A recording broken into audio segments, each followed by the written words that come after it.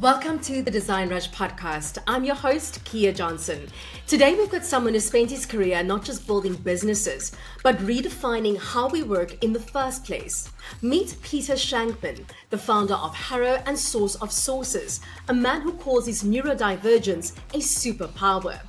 Peter has taken his challenges with ADHD and turned them into a unique advantage, showing us how to rethink our approach to focus, productivity, and success in the modern business world. His insights are not to be missed. This is a man who's built multi-million-dollar companies and has done it by embracing the one thing that most of us overlook: the unique power of hyperfocus. The problem with hyperfocus, it's great, but when you get taken out of hyperfocus, then it takes upwards of 20 minutes to get back into it. And so if you get interrupted once an hour, you're really only getting 15 minutes of work done. Peter has a strategy to solve that. In fact, when it comes to keeping teams sharp and productive, Peter's a big believer in autonomy. One of the things that I created for one of my clients is to have traffic lights, little tiny traffic lights on the top of each desk, red, yellow, green, and the employees can put whatever color they're feeling. So if they're head down and hyper-focused, they put red, no one bothers them. Yellow, bother me, if it's important. Green, I'm open, come talk to me. It's a simple system, but it's a game changer when it comes to empowering teams to own their work and their time. But what does this all mean for agency and brand leaders? Peter's insights go beyond just creating better workflows. He's all about taking the unconventional and turning it into an advantage.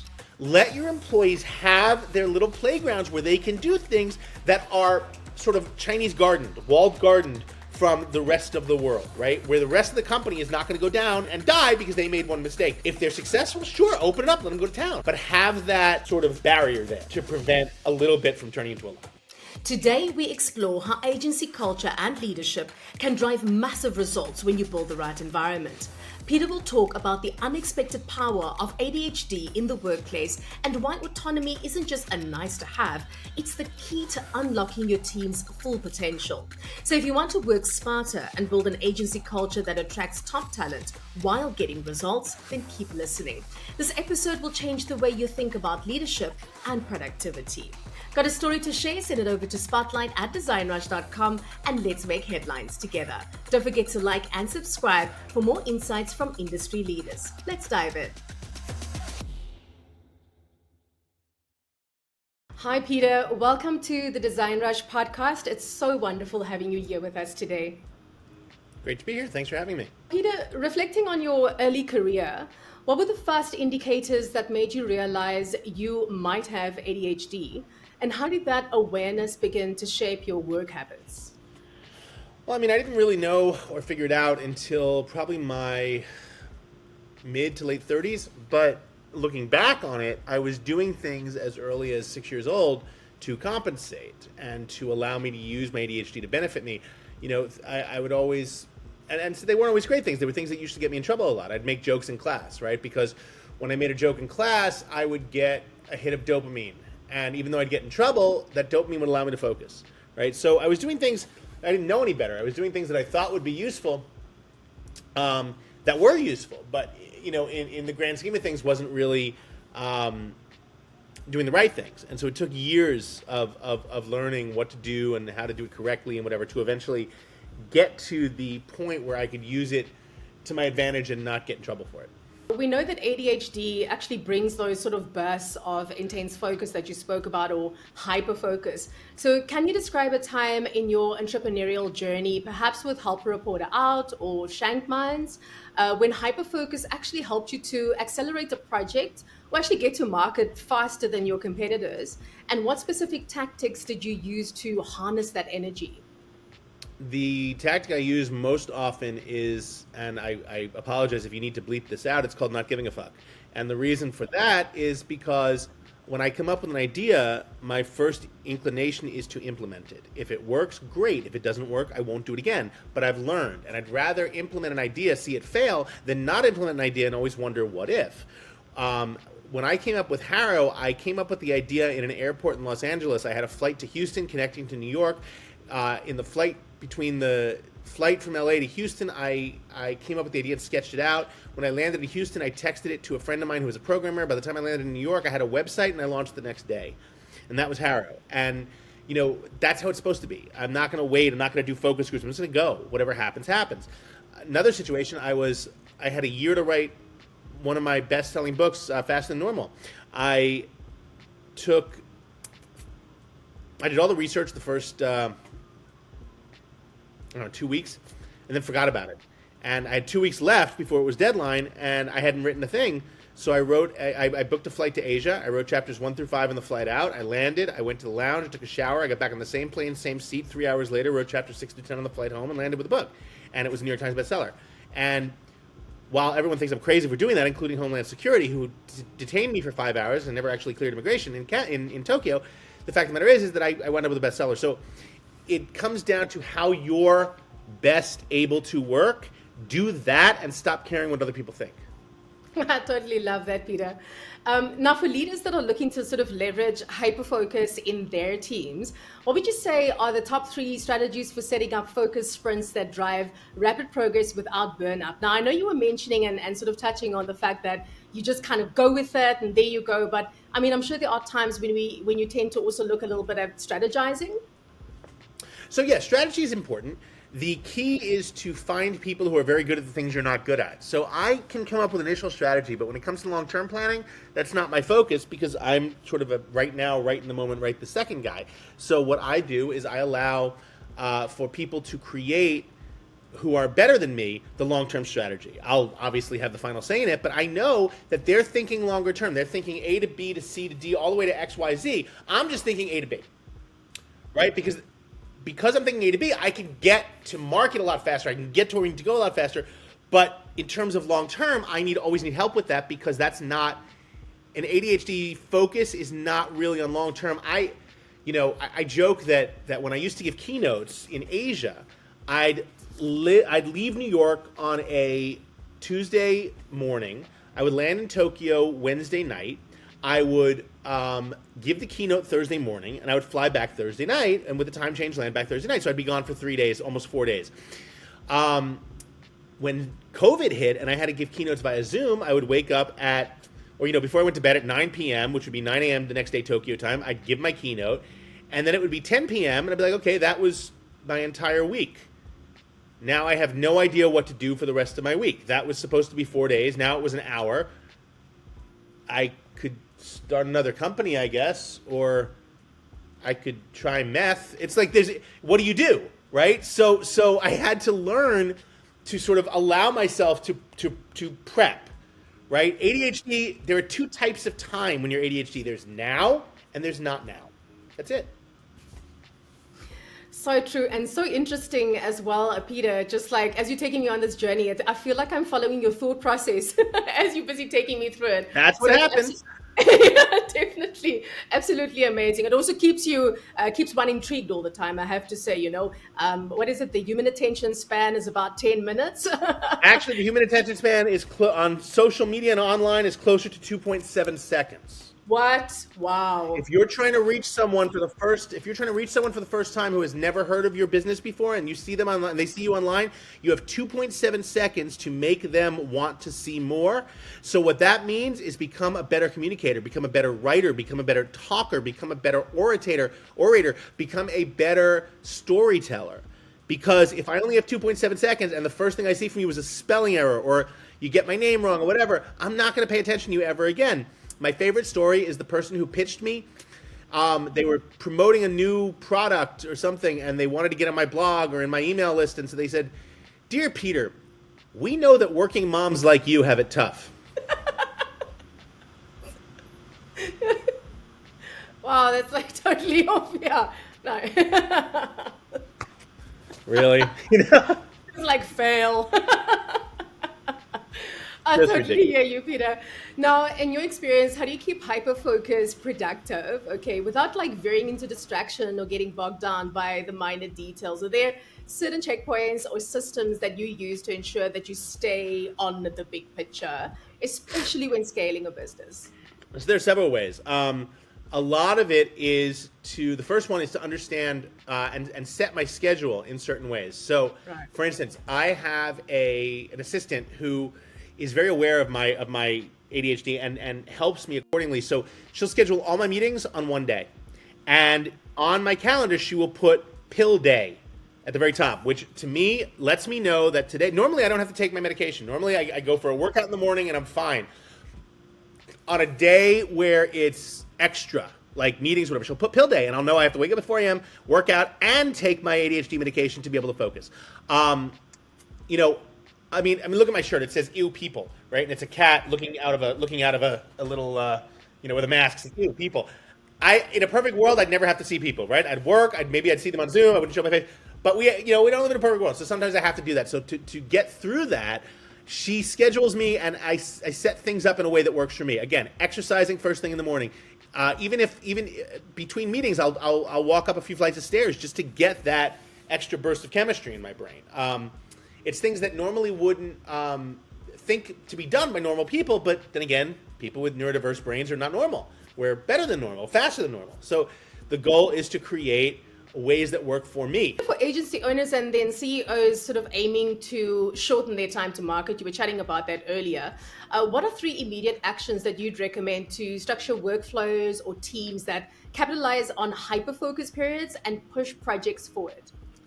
So one of the things that I created for for one of my clients is to have traffic lights, little tiny traffic lights on the top of each desk, red, yellow, green, and the employees can put whatever color they're feeling. So if they're head down and hyper-focused, they put red, no one bothers them. Yellow, bother me, if it's important. Green, I'm open, come talk to me. That increases productivity massively because I could walk up to you I'll come back. And then I'm not taken out of my zone, right? The problem with hyper-focus, it's great, but when you get taken out of hyper-focus, then it takes, upwards of 20 minutes to get back into it. And so if you get interrupted once an hour, you're really only getting 15 minutes of work done in that hour. Now, you're known for embracing calculated risks, such as founding HARO, which actually broke the mold in media. So what was the mindset or internal push that actually allowed you to sort of pursue a risky idea in a competitive field? And what advice would you give to leaders about taking similar risks to stand out in saturated markets? It comes down to just doing it. HARO started in a unique way in that I travel constantly, and if you're on an airplane next to me, unless you fake your death, I'm going to know everything about you by the time we land. So I had this incredible Rolodex of people, and reporters just started calling me, and I saw something and said, this could be something. But again, it was just taking that shot and saying, let's see what happens. So I think leaders need to understand that to use hyperfocus, let employees work the way they want. They will tell you how they're doing. They will show you how they're doing. And if they have the ability to make it work, don't, what do they say? Never interrupt your enemy when he's making a mistake. Never interrupt your employees when they're doing something that works for them the right way. So Peter, when it comes to building successful partnerships, especially for client selecting agencies, what would you say are the top 4 things clients should be aware of to ensure the right fit? And how does aligning on risk tolerance, innovation, and focus play a role in choosing the best partner? I think the key thing that employers need to know, companies need to know, is that they have to hire the right people. They have to, if they're hiring someone that they believe in, they have to let them work the way they're supposed to. They have to let them work the way they want.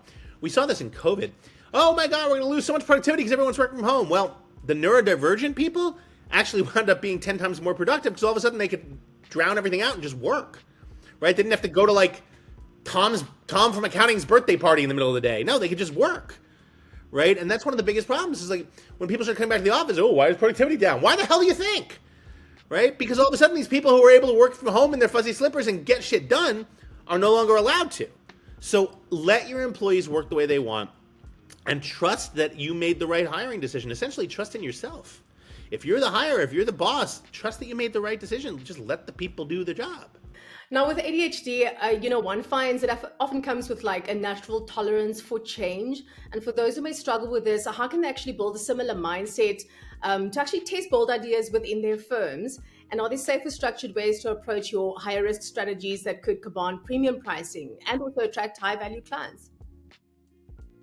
You can put roadblocks into place. You can put guardrails into place to make sure that people can work the way they want, but still don't actually go off the grid and completely go off the reservation and lose it. If you have an ADHD or a neurodiverse Wall Street trader, right? Pair him with someone who's actually neurotypical and boring, and let the two of them work together. So when the guy goes down a rabbit hole and says, "Oh, this will be a great $25 million trade, trust me," the other one's able to stop and say, let's just think a little bit. It very well might be, but let's go over the rules. And so you can create those pairings that actually work really well. My assistant's the same way. When she used to work in my office, she would hear me occasionally. I'd see someone said something bad about me online, and she'd hear me typing very angrily, and she called it typing with purpose. And she knew that I was about to launch a tirade on someone's ass in a comment or whatever, and she would unplug the router so I couldn't post it. And I'm like, damn it! She's like, when you calm down, we can discuss this. But she was 100% right. I love that. Peter, for leaders that are wanting to actually foster an innovation zone in their companies, what would you say are 5 practical ways to create a culture where trying and testing new ideas, even those with a high risk factor, is actually encouraged and rewarded? So I'll give you an example. When I sold one of my companies and made a decent amount of money, I have a financial advisor who I've had for over 25 years. The money was put into my account through him, and the next, like about a week later, we met up for lunch, and he goes, here's what's going to happen. He goes, I started a new account for you. And he goes, I've taken 95% of the money that you made from the sale, and I've put it into these accounts, right? You don't have access to those accounts. Those are accounts that are just going to grow. He goes, I've taken 5% of the money, and I put it into an account, brand new account. It's called Peter's Playground. He goes, this is your account. You can take any of the money you want from these accounts and do whatever, from this one account, Peter's Playground, do whatever you want with it. He goes, you come up with a crazy idea, go for it. He goes, you want to invest in rock drilling in the Sahara, go for it. This is your money to do that. This money is going to be for the rest of your life, for your kid, for your parents, whatever. He goes, I know you. He goes, it would take 5 seconds for you to have a cup of coffee in Sumatra and be like, oh, wow, I want to own a coffee bean place in Sumatra, and now you're broke. He's like, we're not going to let that happen. You can go broke from this 5% of the money. And it's the same thing with business. Let your employees have their little playgrounds where they can do things that are sort of Chinese gardened, walled gardened from the rest of the world, right? Where you're not, where the rest of the company is not going to go down and die because they made one mistake. If they're successful, sure, open it up, let them go to town, but have that sort of barrier there to prevent a little bit from turning into a lot. What's one story or personal lesson from your journey that sums up how ADHD has become your advantage in growing multiple successful ventures? What would you say to CEOs who feel their unique traits might be holding them back from scaling? Even though you come up with this crazy idea and you're going to implement it because that's how our brains work, in the back of your head, there's a part of you that says, wow, this is really crazy. This may work or this may totally not work. But I'm trusting in the universe that this is a good plan. And if it doesn't work, I'll still land on my feet somehow. And I've always believed in karma. I've always believed in the value of trusting in the universe. And when I sold HARO, I made the announcement in DC, and then I had to fly to Boston to give a keynote that night. And then I came home the next morning. And I had left my cats by themselves for 24 hours, which I do all the time. They're fine with it. And I came home that morning, the next morning after selling the company, and for the first time in my life, I started to believe my own president. Man, I got money in the bank. I'm the bomb. I'm the shit. Look at me, right? And I started to believe it, right? And I walked into my apartment. My cats had, for the first time ever, had somehow gotten into a 25-pound bag of dried food. They'd ripped it open with their claws, eaten as much as they could, drank as much water as they could, and then threw up on the rug, both of them. But they didn't just do it once. They probably did it about a dozen times, okay? So I walked into my apartment as a multimillionaire for the first time in my life and spent the first 3 hours of my life as a multimillionaire scrubbing cat puke out of the hallway rug, and to this day, I believe that was supposed to happen. That was the universe saying, great job, don't get cocky, right? Stay in your lane, kiddo. You know, you're not the greatest. And I mean, one of the cat's names was Karma, for Christ's sake. What does that tell you, right? So I really believe, trust your gut, trust that the universe is going to guide. If you're doing good things, the universe is going to guide you the right way. Peter, thank you so much for joining us today. It was an absolute pleasure having you on the show. I just love your stories. I could listen to you for hours. You sound like such a wonderful storyteller, hence why you do what you do. Thank you so much. My pleasure. Curious about what top brands look for when choosing an agency? Tune into our latest episodes where we reveal the decision-making secrets of leading brands. Subscribe to the Design Rush podcast and stay ahead of the competition.